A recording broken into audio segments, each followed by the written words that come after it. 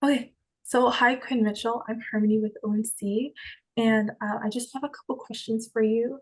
You're the notorious Quinn Mitchell, so I just wanted to ask, you said, in past interviews that you've had a really big interest in history and politics. I just want to ask, what moment did you experience that really sparked that interest? When I was 5 years old, my mom just, started to encourage me to read. I wouldn't say there was like a huge spark. I think it just sort of like gradually built up. So like at 5, I just started read some like, childhood history books. At the age of like, 9 or 10, I was reading some pretty advanced books. And a lot of history books I read ended up evolving into politics. I started reading political books and I realized, all this stuff was happening in my backyard. And that's when I started doing all that. But I don't think there was like a pivotal moment or like a huge spark, but I think it was a gradual start. And that's great. It's always so fascinating to see someone so young do so much, like especially kind of in the political field. We all know that you've been to like more than 80 political events. So I guess I just wanted to ask, do you think other people that are as young as you, I guess, an interest in politics as much as you do? There's some 9-year-olds who are beating me on the campaign trail with their questions. Actually, they have amazing questions. There's this one 9-year-old that went up to Nikki Haley a few weeks ago. And basically, I know him. He's been on the campaign trail for a while, but he went up to her and said, you look like a flip flopper. You don't really answer questions. What's up with that? So that's sort of the New Hampshire tradition right there. Confronting politicians, whether you're 9 years old or you're an 8-year-old holding up a ballot wondering, do I pick Christie or Nikki Haley? But there's definitely a lot of great young people in the trail. There's a 9-year-old named Hannah. Then there's 9-year-old Adam. There's a couple of them, but I definitely like to see more. And I'm trying to, encourage people to get out there because definitely this is a pivotal moment, especially in like the politicians we elect. Their decisions are going to impact Gen Z and our generation a lot more than it is than other generations. That's great. My name is Jeff Hall. I'm the founder of our national conversation, which we refer to as ONC. I'm a newspaper guy going way back. I find your story very interesting, Quinn, but I just want to make sure at the beginning here, would you take a few minutes and just introduce yourself, tell us your background, where you go to school, what you want to be when you grow up, and all those good things? Yeah. So my name is Quinn Mitchell. I'm a 15-year-old political and historical enthusiast. My passion is in politics. I live in New Hampshire. It's the first in the nation primary state. So all these candidates come through here, and that's so my passion lies in history and politics. So I go to a lot of events here. I get to ask questions. They're not always well received, but they're needed for a democracy. So I try to ask as many as I can. I have a lot of great people in my life who talk with me about politics, really try to cultivate my interests from a young age. And I go to school here. But yeah, that's where my interests lie. Where in New Hampshire are you? I'm in Walpole, New Hampshire, a very small town. Yeah. I've got some New Hampshire roots too, if you don't mind me. Please, please, I love to hear it. Okay, so I'm from Massachusetts originally, and as I was growing up, all my life I heard my grandparents talk about a guy named Benjamin Thompson, who was the founder of the University of New Hampshire. When he died, he willed a lot of money to the state of New Hampshire and the money just sat there in some account for years and years. And then one day they woke up and said, "Wow, we never got around to building this university." And so they built it in Durham, where he had a farm years before. And if you go there now, I went there a couple of years ago, and when you go into the main administrative building, it's called Thompson Hall, named after Benjamin Thompson. But there's a big painting of him, and I've got books, I've got family tree things. We go back to the beginning of time in New Hampshire. When people came over on the boats from England and Scotland and Ireland and all that. So I've been to New Hampshire many, many times. I spent summer camp there at Mount Monadnock. It's up above Worcester, I Oh think. yeah. So anyway, just wanted to It's actually it's like 20 minutes away from me, so I hike there all the time. It's a great place. yeah. Well, back to what you said, Quinn, about, seeing younger people really on the campaign trail and asking questions and, experiencing having those dialogues with younger people. I just wanted to bring up the fact that you're pretty much one of the most like influential young journalists that are out there. So do you really deem yourself as a good, I would say like a role model to those young journalists? I don't know if I necessarily consider myself a role model at all. I try to ask the questions that need to be asked. The funny thing is I kind of went into this race. So back in, I did this in 2020, but I was kind of like the kiss the baby kid. So, all the candidates want to interact with me because I was this cute kid on the campaign trail. But, now candidates kick me out of events. So, but I kind of went into this campaign trail. My mom said, but they may not like you as much as they did then. And, I just didn't think it'd go to this extent. But I definitely try to ask the questions that need to be asked. I just didn't come in this, the cycle with the expectation would go to this, that I'd actually be doing like journalist work. It was actually through this cycle that I found out my passion for asking questions. I never had that before, and I didn't have that last cycle. It just shocks me how some simple questions are just so hard for some people to answer nowadays. But I don't think I necessarily like consider myself a role model. I just think I'm trying to do what I can to ask questions. I first heard of you maybe 2 or 3 months ago. You were mentioned on the Stephanie Rule show on MSNBC. I think she might have even interviewed you, as I recall. It is interesting that somebody your age would come up with these tough questions, and that they would be so troublesome to the politicians that they would actually ask you to leave their events. But for people who don't know the background, you had a run-in with Ron DeSantis and his campaign people, and also I think later something happened with Chris Christie's campaign. Can you talk about these events? What actually happened? What did you ask, and why did it ruffle so many feathers? Yeah, first I just give you like what candidates I've had problems with. I've had problems with Ron DeSantis, Nikki Haley as of late, but not to the extent. Chris Christie was actually probably showed me the role model of how politicians should answer questions. I stumped him with a question in April. Then he encouraged me to keep asking them and to stay involved. And he's picked me like 12 times this cycle before he dropped out. So yeah, so back in June, I went to a Ron DeSantis event, and I'd gone to a previous event. I had asked a question. He wasn't taking questions then, but I just heard a speech. And at the end of his speech, he mentioned principles America, set forth by our founding fathers. And I realized one of those was the peaceful transfer of power. And I realized, some people thought that Trump had violated that. So I thought, hey, that'd be a good question. So I asked the governor, do you think Trump violated the peaceful transfer of power? He was seemingly stumped by it, which kind of shocked me because I just thought it was kind of, it was a simple question, but nevertheless, I did feel bad about it. It's not my intention to ever, quote unquote, stump a politician or make them look stupid. But I went to a July 4th parade for him afterwards, like a week later. And he was just greeting with everybody. He was, taking some questions. And 2 times, like I first of all, when I came in, I noticed I was being glared at by his campaign staffers who didn't seem that excited to see me. But I tried to go up to him like 2 times and I was blocked. And the 3rd time I managed to get up to him. I said, Governor, I'm that kid who asked you that question. I'm so sorry for all that trouble I got you in.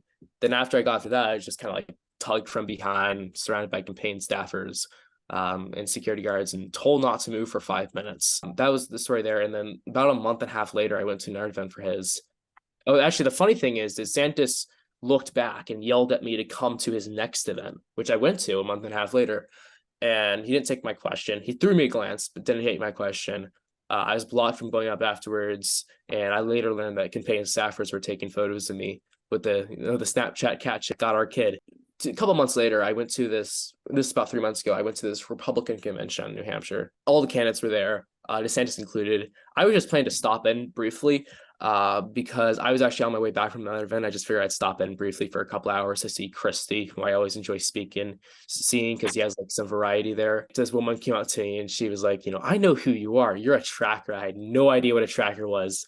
I asked her, and she brought me into this back room where they accused me of misidentifying myself, said I had some, previous history of disruption at events. I asked them what they could point to me being disrupted, because the only events I'd ever been kicked out of were Ron DeSantis events, or ever been, removed. Were Ron DeSantis events, and I ended up getting kicked out that day. They later let me back in, but it wasn't the Republicans, the Republican committee who were running the event, or the organizers let me back in. It was actually the security guard who was just perplexed on why I was removed, because I had done nothing disrupted. I had done nothing at all. I was just standing in the back corner listening to speeches. I owe lots to that security guard for getting me back in. That's sort of been my history of being shut down or removed from events. It's certainly surprising to me because I think I just asked them the most simple questions, and the press don't get as much access as they used to. a lot of candidates dodge the press. Nikki Haley's campaign is setting out press lines that the press can't advance past. She hasn't taken questions in 6 days. Do you want me to go? I have some stuff with Nikki Haley too, but that's Yeah, my no, please. I find this really interesting. Keep going. Events I just mentioned were DeSantis and a Republican event, which I wasn't sure who kicked me out, but it was obviously somebody who didn't enjoy my questions. I've had some prior experience with Nikki Haley recently. A couple months ago, I went to this event. She didn't take questions. And then her pre-speakers had said that she takes questions afterwards, right? And she'll take them from anybody. So I went up to her afterwards and I said, Ambassador, can I ask you a really quick question? I really enjoyed your talk. She said, sorry, we're not taking questions. And I said to her, look, I heard your pre-speaker said we could ask questions. She just looked at me and she was like, okay, ask your question. And I asked if she thought Trump was a danger to democracy. And she just looked at me and said, you can ask your questions to the audience like anybody else can. Staffers sort of prodded me along and were telling me no question. So I was like, wow, is this just one specific scenario? But 2 other events I've been to, the last event I was rebuffed. I was shouted at, prodded along by staffers. Those were the last 2 events I went to, and she doesn't take my questions. Those have been my experiences. Vivek Ramaswamy and Chris Christie have been the only, or actually Christie just dropped out, but they were the only candidates who really took my questions. Really seemed to value them. Donald Trump, I sort of just don't count him out because he doesn't really interact with anybody at his events. Rarely does meet with anybody, doesn't really take questions. It's really hard to get into his events. You have to spend 6 hours trying to get in. I managed to meet him in April, but that was very quickly. Do you go to Democratic events also? I know Joe Biden isn't on the ballot, but we have Dean Phillips who's there in New Hampshire. Yeah, well, they're mostly Republican candidates, so I've been going to a lot of Republican candidates. Last cycle, I went to a lot of Democratic events, so I met Biden. Biden bought me drinks then. I had a lot of great experiences there. This cycle, I went to I just saw Dean Phillips last week very briefly. He didn't have time for questions. He was meeting with a lot of people, so it was understandable. I met Mary Williamson. I asked her back in March about something. My questions were pretty underdeveloped then, but I do attend Democratic events and I want to attend more. I really want to ask Biden a question, but he's not going to come here. So I'm going to have to try to go down to Pennsylvania or something during the general to even have a shot at that. It's very slight. But I'm trying to go to Democratic events, but since they the DNC moved the primary, the First Nation to South Carolina, they don't come here anymore.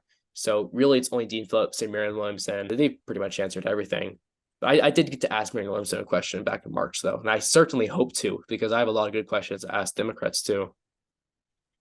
Do you have a particular political outlook of your own? Are you a known Democrat or a known Republican, or do you stay neutral in all this? Yeah, I stay neutral. I'm 15. I'm still trying to figure a lot of it out for myself. I found that the best way to go into these events is just really to have a non-biased perspective because you're really gonna get a perspective that you just don't get through TV. A lot of these experiences you're gonna have, it's a really rare thing to see, and that's what's amazing about New Hampshire. They're forced to talk with voters, to take their questions. That's what I really love about New Hampshire. But I don't really have a specific political outlook of my own because I'm still trying to figure a lot of it out. I'm a aspiring journalist. I don't really have a political outlook of my own. If I could use that as an opportunity to put in a plug for our nationalconversation.org, that's our website. We're neutral and we like to show all sides. So we have a news aggregator that grabs content from liberal, moderate, and conservative sources, and we'll show you how the different media outlets are playing the same story in real time. We employ the same philosophy when it comes to our opinion writers and proposal writers, liberals, moderates, conservatives. They're all welcome. We enjoy a good debate. We think everybody should be exposed to the full gamut of views and opinions. Nothing on our site is driven by an algorithm where the system somehow figures out what it is you want to see or what you like to click on. Everybody who comes to our site sees the same thing. I personally feel media has taken sides in recent years in ways that would be shocking. When I first got into journalism in the 1970s, back in those days, you had to be fair and balanced or you'd be fired. So now we have entered a new era of opinion journalism, and with all the amplification on social media and all the snarkiness, I think it's kind of sad, to be honest with you. I'm hoping people like you, as you enter the world of journalism, can turn it around and sort of go back in time to old-fashioned values of truth, fairness, balance, etc. There's something missing out there now today, and I think it's bad for America. I completely agree with you. You know, a lot of people are stuck in their, respective echo chambers, whether you're on the left or the right. I found the best, and look into politics is to read everything. I try to read everything, whether it's all across the political spectrum. I feel like a lot of people are just stuck in their echo chambers now. There definitely seems to be, effort by some people to just do whatever they can do for clicks or attention. But that just ends up just farther inflaming our country. It's not beneficial at all. Yeah. Do you have a path that you have identified for yourself? Like, do you want to be a newspaper person, radio person, television personality? How do you think this is going to unfold for you? I don't know. I wouldn't be somewhere in politics. I hope to be a journalist when I'm older. I just want to stay involved in any way I can.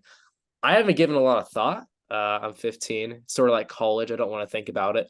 It's a lot to think about, but I just want to be involved somehow, some way, because I think that's where Gen Z needs to be right now, especially this is just a really consequential time. So I think it's important for Gen Z to show their voices one way or another.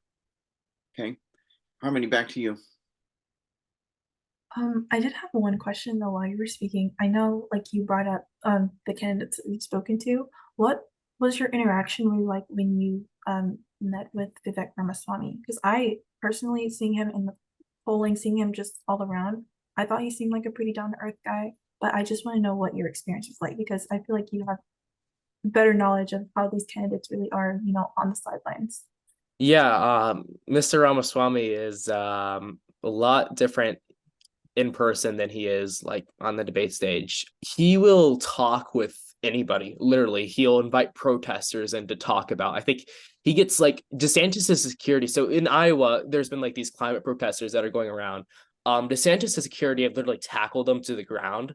Ramaswamy has been like engaging with them and debating them just to show that. But like my events, like I said, Ramaswamy and Chris are the only candidates to take my questions. So for Ramaswamy, I'll ask him, questions he might not appreciate.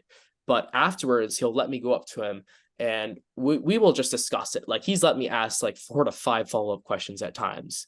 He'll go up and he said, "Thank you, man. You're our future, and I want to hear more from you next time." So he's been really encouraging. Ramaswamy in person is a lot different person you'll see on the debate stage, but he does seem pretty down to earth, and he genuinely does seem to enjoy civically engaging with the youth. I've noticed.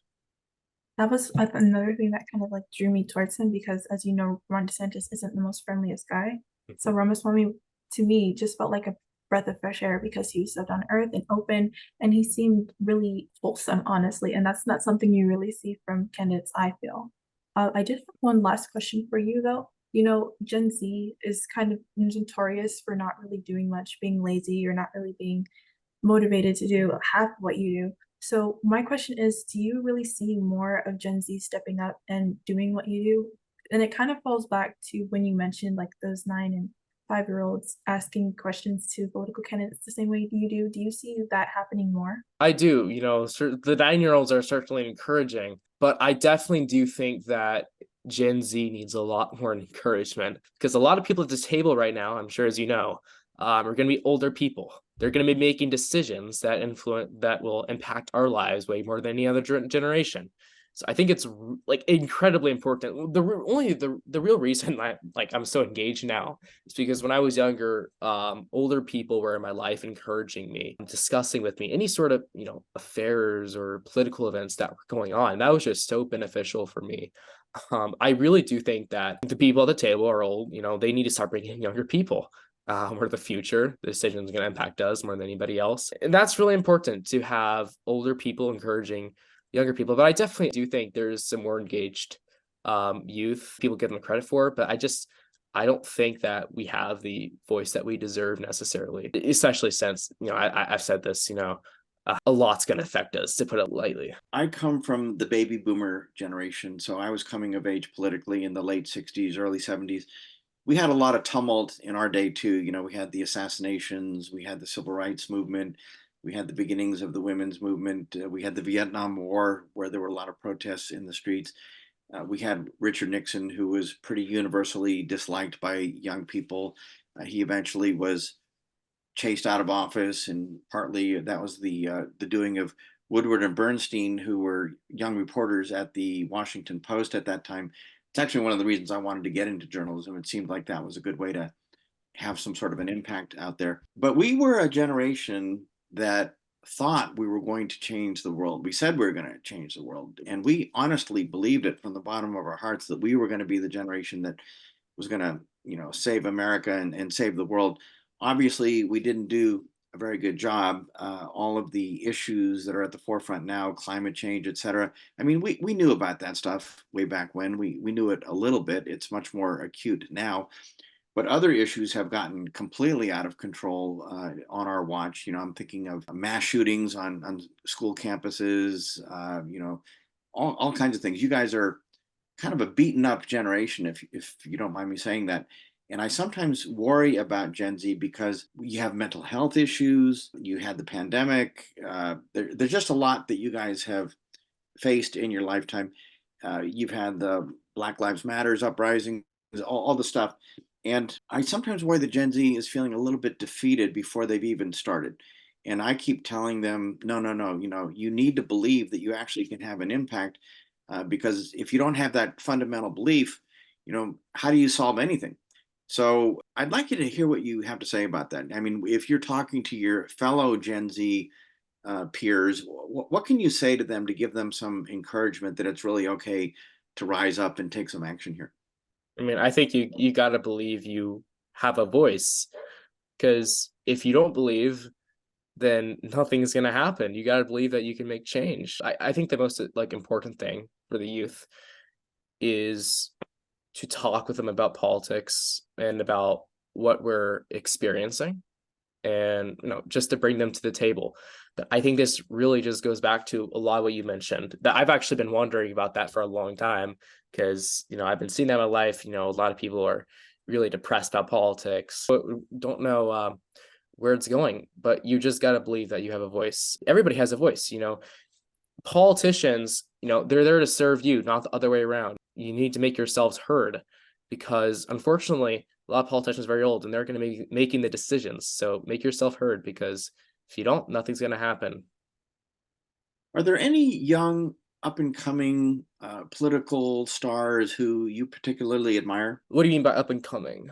Well, like I'm thinking like Andrew Yang seems to get a lot of buzz among young people. Dean Phillips, some people like him. Well, of course, old guys like Bernie Sanders, he had Oh a yeah. big following among young people. So maybe it's not necessarily a young versus old thing, but I'm just trying to figure out, is there anybody out there that you trust and admire? I think one person I really admire on the campaign trail, just for answering questions, having so much substance in the talks, and always has variety. I think it has to be Chris Christie. A lot of the field, if you hear Nikki Haley the first time, you're gonna come out like, wow, that was a good stump speech. Oh my goodness. If you hear her the second time, you're gonna come out like she just did the same things over and over again. Like that was word by word. You're gonna be repeating stuff over and over again. But I really appreciate Chris Christie, because he always took me seriously. He always answered my questions. It was refreshing because, obviously when you're going to some of these other events and having experiences like I mentioned to you earlier, it could be quite depressing. So it's always nice to just have that experience, to ask your questions. You get to really get a positive response from a politician, genuinely. But I respect Chris Christie for always answering questions, and he engages with everybody. A lot of these politicians, actually, Chris Christie and Vivek Ramaswamy are the exceptions in the field. They'll come to college campuses, they'll engage with the youth, they'll debate the youth, they'll do whatever the youth wants. These the other people, they often just kind of skip the youth. They don't really want to interact with them that much. So I definitely do respect Chris Christie for always answering questions. And Ramos, you're going back to up and coming voices. So a lot of these up and coming voices for politicians, often going to come from a liberal crowd. Attending Ramos events, there's a lot of younger people there, despite some of his, policies and whatnot. But there's a lot of young people there who are really inspired by him. So I think he's going to be that new conservative voice for younger people. He always draws a younger demographic, especially in a place like New Hampshire. How about RFK Jr.? RFK Jr. is interesting. I've been to a couple events for him. It's really hard, nowadays in politics to hold together that, diverse spread of people from across the political spectrum. Like at his events, MAGA, I don't know how much they like him now, but like 3 months ago, they loved him, adored him. He was running in the Democrat primary. Like the first event I went for him, it was just like they didn't allow press in. It was kind of like a private-ish event, but there's like 400 people there. And there's just like this little MAGA crowd, and there's like 20 of them, right? So when RFK spoke, he went into something, I think it was about Afghanistan, and somebody was asking if he thought it was a debacle. And he just gave a response. He said, one thing RFK really values is peace. So he said, no, I don't think it's debacle. I think President Biden made the right decision on that. And I just remember the MAGA crowd was like super like upset. They were jeering him and whatnot. But RFK is an interesting one. He definitely seems to, I don't know, actually, it's tough with RFK because he's like a lot of what you hear about is the anti-vax stuff, I feel. And that's going to draw in like maybe some of the MAGA crowd or some of those people. But when they actually go to his events, they're kind of perplexed because here he's talking about, climate, some agreeing with some of President Biden's decisions. So RFK is an interesting one, where he stands, and his events are, just a perspective you don't get through watching him through a screen, definitely. Did you watch the New Hampshire debate the other day between Dean Phillips and Marianne Williamson? I was there, Oh, you actually. were there. Great. Good for you. I watched it. I thought it was very refreshing. They didn't sound like your typical politicians. Yeah, no, they really did. They did a great job. Great. Talk about social media a little bit. That's something we didn't have when we were growing up. Thank goodness. We'd probably all end up we'd be in jail by now. It seems like one of the influences on young people that I perceive is that they're a little bit tentative and maybe a little bit fearful about speaking out because they're worried that something that they say might get captured on video and then replayed, 3 years later and get them into hot water. It seemed to almost have a bit of a chilling effect for some people. And on the other hand, other people go berserk with it. Yeah, so we're talking here as cancel culture, right? Yeah, well, yes. Just, Yeah, that definitely ties into social media. all the anger and the snarky tweets and Yeah. Well, one thing I've seen is that it's way easier to say that stuff online than it is in person. But definitely, like, cancel culture is, a really horrible thing now, in my opinion. I have friends who are forced to make the unfathomable choice of keeping their social status or voicing what they believe in. And it really shuts down voices. And I feel like if you see somebody you disagree with, have a dialogue with them. A refreshing dialogue is way better than shouting or screaming at them. There's no good end result in there, frankly. Cancel culture is not a good thing at all. It's not beneficial for us because we can't, how are we supposed to work out our differences when people's voices are shut down? Harmony, any more questions? None from me. You've been a great person to interview, Quinn Mitchell. I didn't expect that this conversation would go so long, but I found myself being really interested. One more shameless plug I'd like to make. The students at our national conversation wrote a book.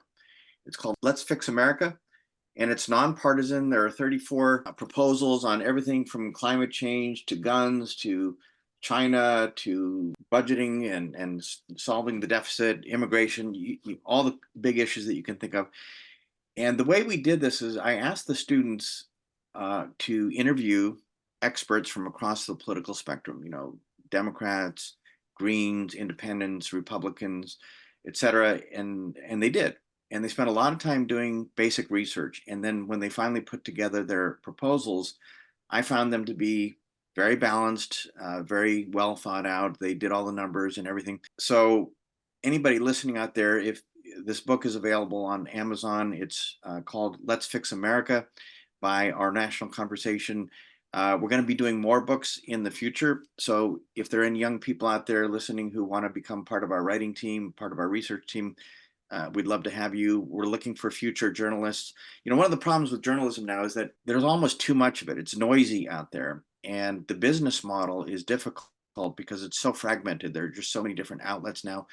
it's really hard for some of these smaller players to survive economically. If you're Google or TikTok or the New York Times or Facebook, you're in great shape. If you're somebody starting out, with a small blog or even our national conversation, you've got a long way to go before you can figure out how to get to the promised land. So we're always looking for young people who can help us see the new way. I mean, the older people are completely lame when it comes to social media. It's younger people who are going to figure this out. So, Quinn, if you and any of your friends want to participate in any of that, we'd love to have you.